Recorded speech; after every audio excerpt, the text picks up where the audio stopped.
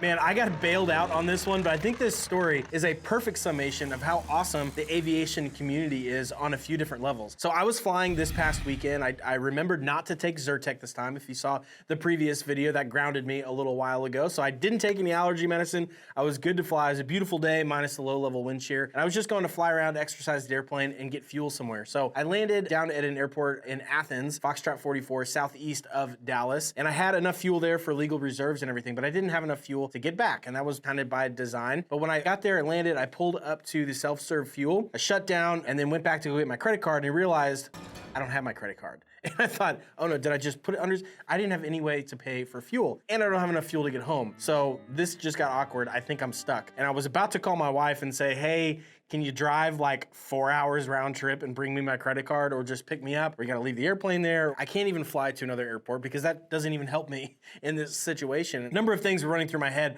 all of which were not good, and they were very inconvenient. And so I was thinking, what do I do? And then I noticed that Hank, the gentleman who runs the FBO there 5 days a week, was working on a Sunday. And I thought, well, maybe I'll just go talk to Hank. I've met him before. He probably won't remember me, but maybe he can help. So I walked up to him, and I already had my head hanging low because I thought, this is gonna sound so sleazy. And I said, hey, Hank, we've met before. You might not remember me, but I promise I'm not just like a drifter here.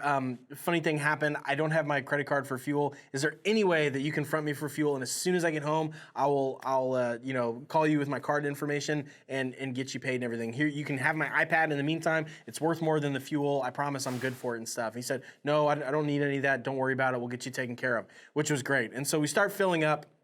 Then I realized, like, oh, I actually have my credit card number memorized, so I should have just led with that instead of saying, hey, can I have $3 for the bus ticket here that is not going towards the bus ticket? And then as I'm standing there, a bunch of other guys kind of walk into the FBO. Hank asked me, okay, what's your credit card number? And so at this time, two of the guys in there, Josh and Jared, if you're watching, it was so awesome to meet you. They recognized me from the channel. They said, hey, you're Charlie from Airplane Academy. I said, yes, I am. Hey, and also I'm about to read off my credit card number, so please don't like post that in the comments somewhere. So they realized that like I was in the bind that I was in. So we got to talking and kind of hit it off there. And at that time, some other guys walked in, grabbed the courtesy car, and we got to talking, and they left. And in the meantime, I turned back around to Hank. I said, hey, I haven't paid you for fuel yet. He said, don't worry about it. Josh and Jared have you covered. They already paid for you, which I was just blown away. I mean, not only like the financial number of it, like it was well over $100, but just generally the spirit of like, man, like 10 minutes ago, I was in a bind. I really didn't know how I was going to get home in the first place. I really was stranded when I never expected to be stranded. And here I am, these guys that I've never met before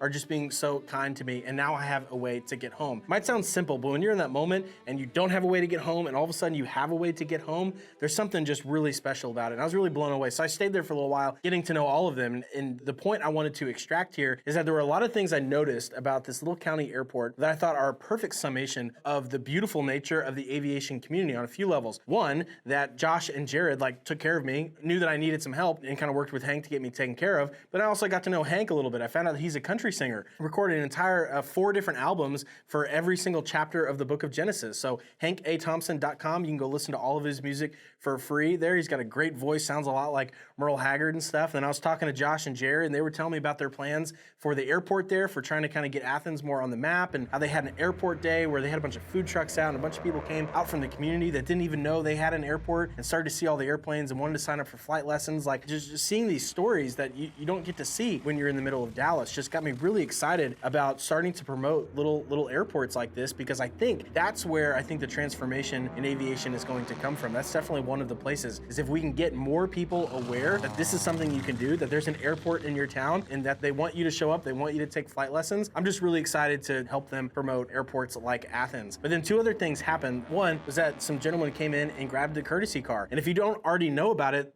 most airports will have a courtesy car. You don't have to pay anything. You don't have to rent it from them. You don't have to pay them anything other than just filling it up with fuel before you return, and you can go use the car. It's one of the few honor systems, honestly, that still exists. And if you become a pilot, I think it's incumbent on all of us. It's our duty to uphold that honor system, because it's one of the beautiful, beautiful things about aviation. And then thirdly, there was another thing in the selfie that I took with Hank, Jared, and Josh. I noticed in the background that I walked over and took a closer picture of it was another just perfect thing that if you're not in aviation, you might not know this exists, but it's kind of the honor system for waters and Cokes and candy and stuff like that. Almost every airport you go to, there would be like a little thing of snacks or a refrigerator full of Cokes or something, and there would be a little jar that says snacks are 50 cents, snacks are $1 or whatever. And you'll see it and it'll be full of $1 bills and stuff in there. And this is another thing just for us to uphold. It's a small thing, but when you're flying around, and if you're watching this and you're a pilot, I know you can relate to it. So I'd love for you to leave a comment just resonating with this. That's one of the beautiful things that when you go around to small airports, you can see that these things exist. And it's a consistency among the pilot community. We try to support each other. There's an honor system to it. And